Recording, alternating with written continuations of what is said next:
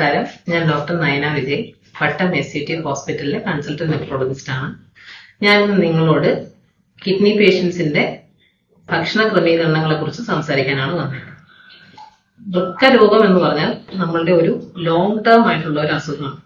അപ്പൊ അതിന്റെ ചികിത്സയിൽ മരുന്ന് പോലെ തന്നെ ഇമ്പോർട്ടന്റ് ആണ് പോഷക സമ്പുഷ്ടമായുള്ള ആഹാരം കിട്ടുക എന്നുള്ളത്. പ്രത്യേകിച്ച് എന്തുകൊണ്ടെന്നാൽ വൃക്ക രോഗികൾ ബോഡി ഡിഫൻസ് കുറവായിരിക്കും, പ്രതിരോധ ശേഷി കുറവായിരിക്കും. രണ്ടാമത് വൃക്കകൾക്ക് രക്ത ഉൽപാദനത്തിലൊക്കെ റോളുണ്ട്. അപ്പൊ അവർക്ക് ഓൾറെഡി ഹീമോഗ്ലോബിൻ കുറയാനും ഒക്കെയുള്ള സാധ്യത കൂടുതലാണ്. അപ്പൊ അതിന്റെ കൂടെ പോഷകങ്ങളും കൂടെ കിട്ടിയില്ലെങ്കിൽ ഈ പറയുന്ന പ്രോബ്ലംസ് എല്ലാം കൂടും. അപ്പൊ അതുകൊണ്ട് പക്ഷെ മിക്കവാറും ഉള്ള പേഷ്യൻസ് നമ്മളുടെ അടുത്ത് വരുമ്പോഴും അവര് പല പല സ്ഥലത്തു നിന്നും കുറെ തെറ്റായ ഇൻഫർമേഷൻ കിട്ടി ഭക്ഷണം വളരെയധികം നിയന്ത്രിച്ച് വളരെ മെലിഞ്ഞ് ശോഷിച്ചുള്ള ഒരു അവസ്ഥയിലാണ് നമ്മുടെ അടുത്ത് എത്തുന്നത്. പക്ഷെ എല്ലാവരും മനസ്സിലാക്കേണ്ടതാണ്, ആരോഗ്യത്തിന് വേണ്ടി ഭക്ഷണ ക്രമീകരണം എന്ന് പറഞ്ഞാൽ ഭക്ഷണ നിയന്ത്രണത്തിന് ഈക്വൽ അല്ല. അപ്പം ഇതിനെപ്പറ്റി ഒരു ഓവറോൾ ഐഡിയ തരാനും തെറ്റിദ്ധാരണകൾ മാറ്റാനുമാണ് ഞാൻ ഉദ്ദേശിക്കുന്നത്. ഇത് പറയുമ്പോൾ ഒരു കാര്യം പ്രത്യേകിച്ച് പറയണം, ഇതൊരിക്കലും എല്ലാവർക്കും ഒരേപോലെ ആപ്ലിക്കബിൾ അല്ല. ഓരോരോ പേഷ്യന്റിനും വ്യത്യാസം വരും. അതുകൊണ്ട് നിങ്ങൾ എപ്പോഴും നിങ്ങളുടെ നെഫ്രോളജിസ്റ്റുമായി ഒന്ന് ക്രോസ് ചെക്ക് ചെയ്യുക. ഇനി പറഞ്ഞു വരികയാണെങ്കിൽ മെയിൻ ആയിട്ട് വെള്ളം, ഉപ്പ്, പൊട്ടാഷ്യം, ഇത് മൂന്നുമാണ് ഏറ്റവും പ്രധാനമായിട്ട് ക്രമീകരിക്കേണ്ടത്. ഇതിനെപ്പറ്റി ഒരുവിധം എല്ലാവരും ഇപ്പൊ കേട്ടിട്ടുണ്ടോ, എന്നാലും ആദ്യം അത് തന്നെ തുടങ്ങാം. വെള്ളം സാധാരണഗതിയിൽ ഏർലി സ്റ്റേജിൽ മൂത്രം പോകുന്ന ഒരു പേഷ്യന്റ് നമ്മൾ വെള്ളം റെസ്ട്രിക്ഷൻ പറയാറില്ല. വെള്ളം ആവശ്യത്തിന് എടുക്കാം. മൂത്രം പോകാത്തവർക്ക്, അധികം നീരുള്ളവർക്ക്, പ്രത്യേകിച്ച് ഹാർട്ടിനും കൂടെ പ്രശ്നമുള്ളവർക്കാണ് നമ്മൾ കുറയ്ക്കാൻ പറയുന്നത്. ബാക്കിയുള്ളവർക്ക് മൂത്രം പോകുന്ന ക്രമത്തിന് വെള്ളം എടുക്കാവുന്നതാണ്. രണ്ടാമത്തത് ഉപ്പ്. ഉപ്പ് ഏതൊരു സാധാരണക്കാരനെയും പോലെ തന്നെ ക്രമീകരിച്ചാൽ, നമ്മൾ സാധാരണ പറയുന്ന അളവ് എന്ന് പറഞ്ഞാൽ 1 ടീസ്പൂൺ, അഗ്രം തട്ടിക്കളഞ്ഞ 1 ടീസ്പൂൺ, 4 മുതൽ 5 ഗ്രാം വരെ ഉപ്പാണ് പറയുന്നത്. ഇത് രക്തസമ്മർദ്ദം കുറയ്ക്കാനും ശരീരത്തിൽ വെള്ളം കെട്ടിക്കിടക്കുന്നത് തടയാനും സഹായിക്കും. മൂന്നാമത് പൊട്ടാഷ്യം. പൊട്ടാഷ്യം വളരെയധികം ഇമ്പോർട്ടന്റ് ആണ്. കാരണം ശരീരത്തിൽ പൊട്ടാഷ്യം കൂടുന്നത് നോർമൽ ആയിട്ടുള്ള ഒരു കിഡ്നി ഉള്ള ഒരാൾക്ക് ഒരിക്കലും കൂടില്ല. അത് എത്ര നമ്മൾ കഴിച്ചാലും മൂത്രത്തിൽ കൂടെ പോകും. പക്ഷെ കിഡ്നി അസുഖമുള്ളവർക്ക് പൊട്ടാഷ്യം കൂടിക്കഴിഞ്ഞാൽ അതുവഴി പോകാതെ കൂടിക്കഴിഞ്ഞാൽ അത് ഹാർട്ടിന് പ്രശ്നം ഉണ്ടാകും.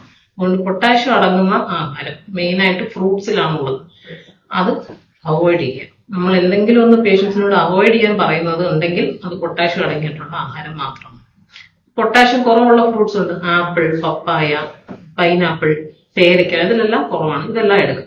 അതുപോലെ തന്നെ പച്ചക്കറികളിലുള്ള പൊട്ടാഷ്യം നമുക്ക് നീക്കം ചെയ്യാനായിട്ട് പച്ചക്കറികൾ വെള്ളത്തിൽ മുക്കി വെച്ച് 2 മണിക്കൂർ നേരം മുക്കി വെച്ച് അതിനുശേഷം കട്ട് ചെയ്തതിനു ശേഷം വെള്ളത്തിൽ മുക്കി വെച്ച് ആ വെള്ളം ഊറ്റിക്കളഞ്ഞാൽ അതിലൂടെ തന്നെ പൊട്ടാഷ്യം, ഇതിനെ ലീച്ചിങ് എന്നാണ് പറയുന്നത്.